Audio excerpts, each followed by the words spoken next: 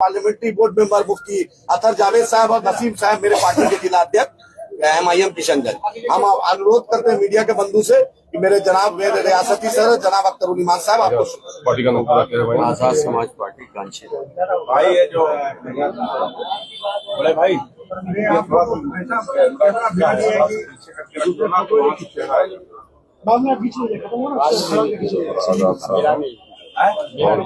कौन है उनके तरफ से विक्रम पासवान AJP मौर्य हाँ AJP अपने मौर्य साहब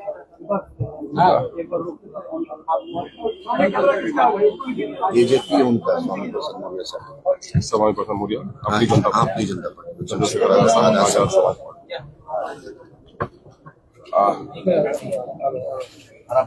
सर आज प्रेस वार्ता किया गया है जरा खामोशी अख्तियार कीजिए। काम चलेगा यहाँ उपाय नहीं है बैठेगा अभी हम लोग का लेट है। कौम इस वक्त लीडरों को खड़ा कर रही है। जो उसको लीडर बनना है वो खड़ा हो जाएगा, अब बाकी लोग बैठ जाएगा। तो प्रेस के साथियों, इस वक्त आप लोगों को हम लोगों ने तकलीफ दी है। हमारे जो इस वक्त प्रेस कॉन्फ्रेंस में मौजूद हैं चंद्रशेखर आजाद साहब की आजाद समाज पार्टी काशीराम के स्टेट प्रेसिडेंट जनाबे जौहर आजाद साहब, MIM बिहार के state youth president Adil Hasan साहब मौजूद हैं और समामी प्रसाद मौर्य जी की अपनी जनता पार्टी है उसके जो स्टेट प्रेसिडेंट हैं विक्रम पासवान साहब मौजूद हैं और जिला अध्यक्ष भाई वसीम साहब भी यहाँ पर मौजूद हैं और MIM के दिगर हमारे ओहदेदारान यहाँ पर मौजूद हैं। हम लोगों को आप लोगों को ये इत्तला देते हुए बड़ी मुसर्रत हो रही है कि देर से ही सही लेकिन दलितों और पिछड़ों और अक़लियतों का एक बड़ा मजबूत महाज जो हम लोगों ने बनाया है वो जिसका नाम है ग्रैंड डेमोक्रेटिक अलायंस GDA के नाम से। और ये अलायंस हम लोग का पहले भी था लेकिन अब की बार इसके ऐलान में देरी हुई है और हम लोग आज पिछले दिनों में परसों वहां पर स्वामी प्रसाद मौर्य साहब की अपनी जनता पार्टी के साथ गठबंधन का ऐलान हो चुका था। इसी वजह से वहां आजाद समाज पार्टी काशीराम का ऐलान उस दिन नहीं हो सका था। इसलिए जौहर आजाद साहब आज यहाँ पर मौजूद हैं, उनके स्टेट प्रेसिडेंट, उनकी मौजूदगी में हम लोग आज इसका ऐलान कर रहे हैं। ये तीनों पार्टियां मिलकर बिहार में मजबूत लड़ाई लड़ेगी, समाजी इंसाफ की लड़ाई लड़ेगी, फिरका परस्तों और सांप्रदायिक शक्तियों के खिलाफ लड़ाई लड़ेगी, दलितों, कमजोरों, बेबसों, लाचारों को इंसाफ दिलाने की लड़ाई लड़ेगी, क्षेत्रीय विषमता जो है, जो रीजनल डिस्क्रिमिनेशन है उसके खिलाफ लड़ाई लड़ेगी और पूरे बिहार में जो क्षेत्रीय विषमता है उसका सबसे ज्यादा शिकार अगर कोई क्षेत्र हुआ है तो वो सीमांचल का क्षेत्र हुआ है। सीमांचल के मुद्दों की एक एक करके लड़ाई होगी। हम उम्मीद करते हैं कि इस गठबंधन में जो पवित्रता है, इस गठबंधन में आवाम के प्रति, चूंकि गठबंधन और भी कई बने हैं और गठबंधनों का मामला सत्ता की प्राप्ति का है। हम भी तो सत्ता तक जाना चाहते हैं लेकिन असल हमारी लड़ाई है इस देश में इंसाफ कायम हो और इंसाफ उसी वक्त कायम होगा जब संविधान के अनुरूप देश को चलाया जाए, सांप्रदायिक शक्तियों के मुंह बंद हो, उनके हाथ न उठ सके, इनको कमजोर किया जाए, उसकी पूरी लड़ाई हम लोगों की चल रही है। और ये मैं समझता हूँ ये हमारे किशैन के लिए भी सौभाग्य है। हम अपने मेहमानों का बड़े इज्जत और एहतराम के साथ इस्तकबाल करते हैं और ये सीमांचल के लिए भी बड़ी बात है कि आज स्टेट लेवल का गठबंधन आज किशनगंज की सरजमीन में हो रहा है। तो मैं समझता हूँ ये कहीं न कहीं से MIM को चूंकि सीमांचल के लोगों ने पहले गले लगाया है तो सीमांचल के लोगों की राजनीतिक जागरूकता का प्रतीक है। हम आशा करते हैं कि हमारा गठबंधन बिहार में बेहतर परफॉर्मेंस करेगा। हम चाहेंगे कि भाई जौहर आजाद साहब जो आजाद समाज पार्टी काशीराम के स्टेट प्रेसिडेंट हैं वो अपने ख्यालों का इजहार करें। सीट उतनी ही रहेगी या मतलब न बढ़ाएंगे? नहीं, हम लोग 243 में लड़ने नहीं जा रहे हैं। 243 में हम लोग नहीं लड़ने जा रहे हैं। 35 सीटों पर AIMIM लड़ेगी और 25 सीटों पर आजाद समाज पार्टी काशीराम लड़ेगी और अपनी जनता पार्टी 4 सीटों पर लड़ाई लड़ेगी। और सीटों का बढ़ाना घटाना घटक दलों की जब तक अपने आपस में कोई सहमति नहीं होगी, उससे पहले न कोई सीट बढ़ा नहीं सकता है। इस बात की भी हम लोगों ने लिखित तौर पर मुआहदा कर लिया। भाई मैं कह रहा हूँ अभी तो बिहार में देखिए बड़े बड़े जो दल हैं उन लोगों ने अनाउंस नहीं किए हैं। बड़ों के यहाँ नहीं पकी है बिरयानी तो गरीबियों के यहाँ क्यों तलाश कर रहे हो बिरयानी। लेकिन ऐसा देखा जाए तो सर आपके प्रदेश कार्यालय में जितना तरह से लोग भीड़ है, एमआईएम की सीटों की ज्यादा डिमांड लग रही है, क्या कहेंगे? हाँ, यकीनन है कि डिमांड ज्यादा लग रही है। हमारे जो नेशनल प्रेसिडेंट हैं, नेशनल प्रेसिडेंट की हिदायत है कि हम लिमिट सीटों पर लड़ें और जहां हमने पहले से काम किया है वहां पर हम लड़ें। इसलिए हम लोग उसके दिशा निर्देश और उसकी हिदायत पर हम लोग काम कर रहे हैं। पहले चरण का चुनाव लगभग अब नॉमिनेशन कुछ ही दिन बचे हैं, लेकिन आपने अभी तक घोषणा नहीं की सर। नहीं, हम लोग कर देंगे। 17 तारीख को लास्ट डेट है और हम समझते हैं कि जिस दिन लास्ट डेट होता है उस दिन भी ऐलान किए जाते हैं। तो पार्टी की अपनी इंटरनल मीटिंग है, उसके बाद ही हमारे हैदराबाद के भी जिम्मेदारों। हाँ, जाहिर है 15 तारीख को तो काफी वक्त बाकी है। और मामला ये है कि बड़ी पार्टियों को तो ज्यादा लोगों की लिस्ट तैयार करनी है। अभी उन लोगों के लिए भी 17 तारीख है ना, उन लोगों के लिए अलग से तारीख नहीं है। ऐसा तो नहीं सर, किन्हीं का वेट हो रहा है, शामिल हो रहा है? ऐसा तो नहीं सर, बड़े नहीं, मैं अपने घर को देख रहा हूँ, अपने साथियों को देख रहा हूँ। उनका जो काम है वो करें, उनके काम से हमको क्या लेना देना। सर नाम का डिक्लेयर नहीं करना, क्या लगता है कि नेता इधर से उधर चल जाएगा? नहीं, नेता चले भी जाए तो हमको गम नहीं है। जो जाने का आपने नहीं सुना कि हम लोगों ने कह दिया है एक एक क्षेत्र में 5 आदमी 7 आदमी तैयारी कर रहे हैं और सबको कॉमन सिविक ईश्वर ने दी है, अक्ल सलीम दी है। और वो जान रहे कि किसी एक को टिकट मिलना है, बाकी को नहीं मिलना है। तो अगर किसी को मुखालिफत करनी है तो अभी चले जाए वो अपना अम्मा जान वर्ड नहीं। अगर पार्टी का डिसिप्लिन। और आपने एक बात और भी देखी होगी कि हमारी पार्टी ने जिन्नों का भी एप्लीकेशन दिया है उनके साथ साथ ओथ भी कराया है। ओथ हम इसलिए कराते हैं ताकि हमारा आदमी जीत कर जाए तो असेंबली में ओथ आसानी से पढ़ ले। उसका रिहर्सल हम लोग करा रहे हैं। पार्टी की कई तारीखों मतलब प्रत्याशियों को शपथ दिलाई जा रही है, क्या डर सता रहा है कि पूर्व की तरह 4 विधायक जैसे गए थे? सुनो, शादी क्यों नहीं कियो ना। बारात किस लिए जाते हो? ताकि दुखों के दूल्हा किस तरह उठता है, किस तरह से बैठता है, किस तरह प्रणाम पाती करता है। तो हम लोग भी सिखा रहे हैं ताकि हमारा आदमी यहाँ ओथ ले लेगा तो असेंबली में जाकर ओथ बहुत ही बोल्डली लेगा, वहाँ कोई हिटेशन नहीं होगा यार। वो सिखा रहे हैं हम लोग। सर आपने जिन सीटों का ऐलान किया था इससे पहले वो फाइनल है एमआईएम की तरफ से? अब उसमें आगे पीछे हो सकता है, लेकिन हमारी सीटें 35 है। सर और भी कोई गठबंधन में हो सकता है राष्ट्रीय? अरे दरवाजे खुले हैं, देखेंगे हम लोग।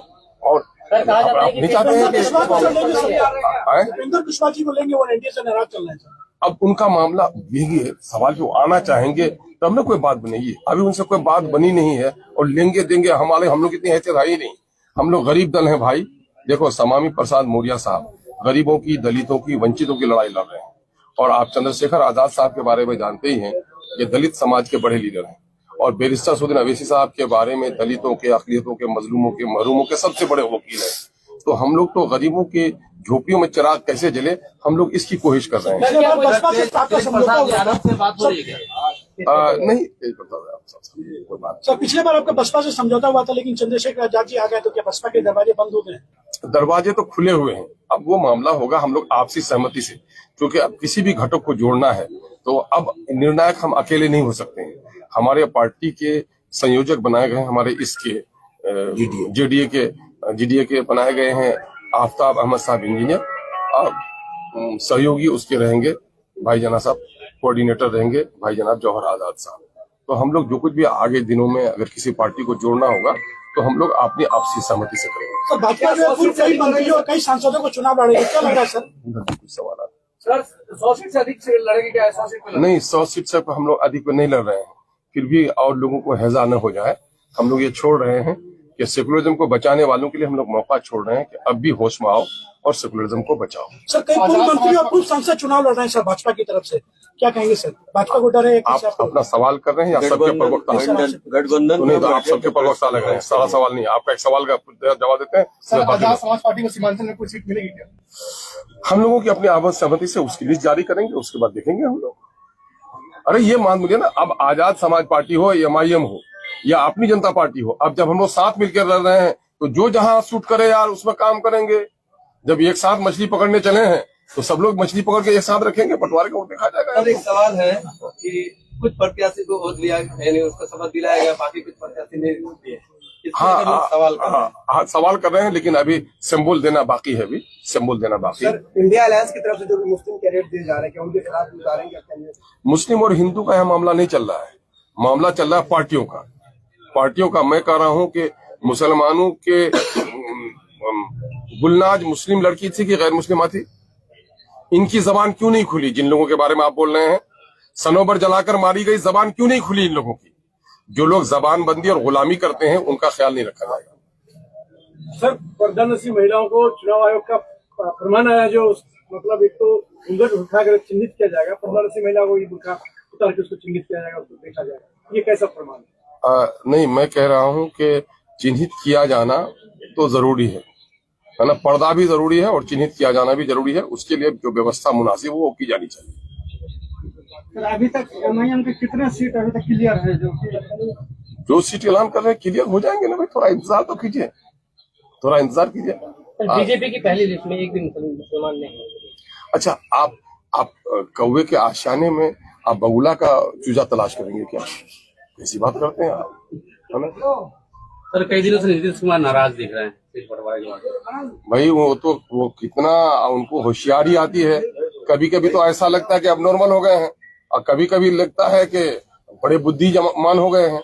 उनके उतार चढ़ाव के बारे में हम लोग का कहना मुश्किल है भाई।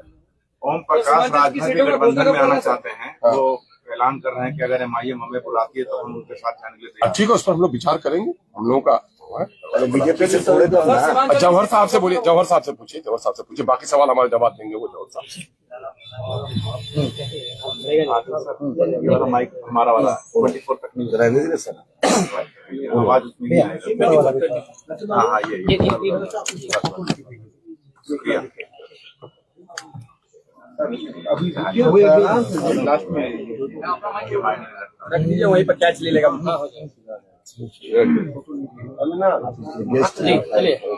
आज मुझे ये ऐलान करते हुए बड़ी खुशी हो रही है कि मजलूमों की सबसे बड़ी 3 आवाज जो भाई चंद्रशेखर आजाद जी, जो पूरे भारत में मजलूमों की आवाज बने, हर तबके की आवाज उन्होंने सड़क से लेकर पार्लियामेंट तक उठाई। बैरिस्टर साहब जो एक बड़ी आवाज है, मुखर आवाज है, और मौर्या जी, इन तीनों का साथ आना बिहार में ये इशारा करता है कि जो लोग फासीवादी ताकत है, जो मनुवाद को बढ़ाना चाहते हैं, जो दलित पिछड़े और मुसलमानों पर जुल्म कर रहे हैं, उन लोगों के लिए ये इत्तेहाद एक बड़ा इत्तेहाद होगा। और मैं उम्मीद करता हूँ कि ये अलायंस लंबा चलेगा और हम साथ चलेंगे।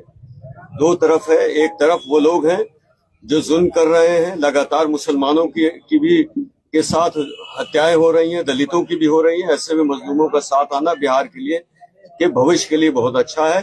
2 ताकतें हैं जो जुल्म करवा रही हैं और जो खामोश बैठी हैं, उन दोनों के लिए ये एक चुनौती, ये गठबंधन बनेगा। दूसरी बात, हम साथ चलेंगे, सीटों सीमित लड़ेंगे कि ताकि कल ये कोई ना कह सके कि भाजपा को हराने में हमने ताकत कम कर दी। उनके लिए इतनी ज्यादा सीटें छोड़ दी गई है कि वो सरकार बना सकते हैं। हम फिर भी विपक्ष में बैठने के लिए तैयार हैं और भाजपा को रोकने के लिए भी तैयार हैं। तो ये इस ऐलान का आज ऐलान करते हैं भाई चंद्रशेखर आजाद जी के निर्देश पे। आज मैं खुशी हो रही है कि किशनगंज में बैठा हूँ और इस जिला से इस अलायंस का आज ऐलान करते हैं। और फर्स्ट जो फेज की सूची है, उम्मीद है कि कल तक जारी कर दी जाएगी गठबंधन से सहमति करके।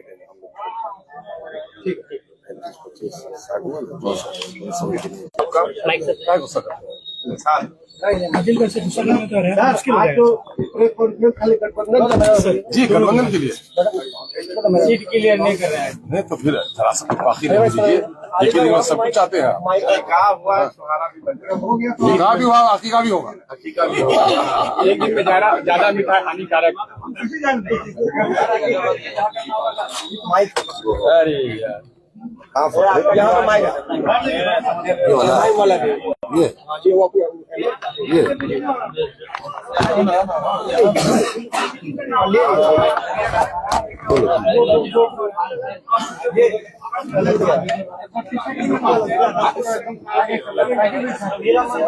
अरे भाई शरीफ ये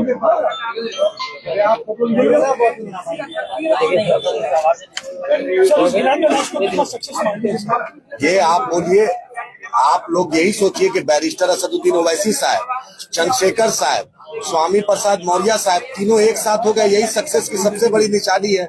जय भीम का नारा जो बैरिस्टर असदुद्दीन ओवैसी साहब ने पार्लियामेंट में दिया, उसको प्रस्ताव को मजबूती देने के लिए चंद्रशेखर साहब और स्वामी प्रसाद मौर्य जी दोनों साथ खड़े हो गए। यही आप सबसे बड़ी जीत है। और सीमांचल के लिए, किशनगंज के लिए ये बहुत ही फख्र की बात है। जिस बीज को अख्तर उल ईमान साहब ने 2015 16 अगस्त को बोया था, आज आपकी धरती पर ये अलायंस की घोषणा हो रही है। पटना और दिल्ली अलायंस का फैसला नहीं कर रहा, आज सीमांचल किशनगंज एक बहुत बड़े अलायंस का फैसला कर रहा है। जय भीम का नारा किशनगंज से साकार दिख रहा है। सबने वोट लिया, आप लोगों ने वोट क्यों नहीं लिया? अब इसका मेरे प्रदेश अध्यक्ष जनाब अख्तर उल ईमान साहब बताएंगे कि क्यों नहीं लिया, क्योंकि सर इमाम है। अब इमाम नियत मानता है कि नहीं, तो इमाम साहब से कौन पूछेगा, बोलिए। आप भी नहीं लिए? भाई इमाम साहब का मुसल्ला लेकर दूसरा चटाई बिछाने वाले का नाम आदिल हसन, आजाद देने वाले का नाम आदिल हसन। इमाम साहब नमाज पढ़ा रहे हैं। हम लोग की वफादारी पे किसी को कोई शक हो सकता है क्या? 11 साल से ऐसा कोई बिहार का जिला नहीं, कोई अनुमंडल नहीं, कोई लोकसभा विधानसभा नहीं जहां MIM का पैगाम, बैरिस्टर असदुद्दीन ओवैसी साहब का पैगाम अख्तर उल ईमान साहब के साथ हम लोग नहीं गए। क्या जिसपे शक है उसी का वोट लिया? नहीं, शक का बात नहीं है भाई, इसमें शक का क्या बात है? आपने पिछली बार भी तो उम्मीद किया था, लेकिन उम्मीद तो टूट गई। किस चीज का? भाई होता है भाई, क्या कीजिएगा, कोई क्या कीजिएगा, क्या पता फिर से उम्मीद टूट जाए। ये सब निगेटिव कमेंट, आज का बहुत शुभ दिन है, ये सब निगेटिव मत चलाइए। आज इतना बड़ा गेस्ट आया है, गौहर आजाद साहब जैसी शख्सियत आए हैं सीमांचल में, इनका इस्तकबाल कीजिए, भक्का बगिया खिलाइए, देसी मुर्गी खिलाइए। टिकट का अनाउंस कहाँ से हुआ? टिकट का अनाउंस मेरे सदर साहब बैठे हैं, बैरिस्टर असदुद्दीन ओवैसी साहब के निर्देश पे होगा इंशाल्लाह। जीडीए की टक्कर किससे होगी सर? इंडिया अलायंस से कि एनडीए अलायंस? भाजपा से होगी टक्कर। हम भाजपा को हराने के लिए इसलिए पूरे बिहार में नहीं लड़ रहे हैं। हमारा पहला मकसद है भाजपा हराओ, इन तीनों का मकसद अलायंस के पार्टनर का यही है कि भाजपा हराओ, बिहार में परिवर्तन लाओ, भाजपा हराओ। सीटें हैं जहां पर राजद के विधायक है, आपने उस स्थान पर प्रत्याशी? भाई हर जगह कोई ना कोई राजद का, JDU का रहता है। सांप्रदायिकतावाद और अवसरवाद दोनों के खिलाफ लड़ाई।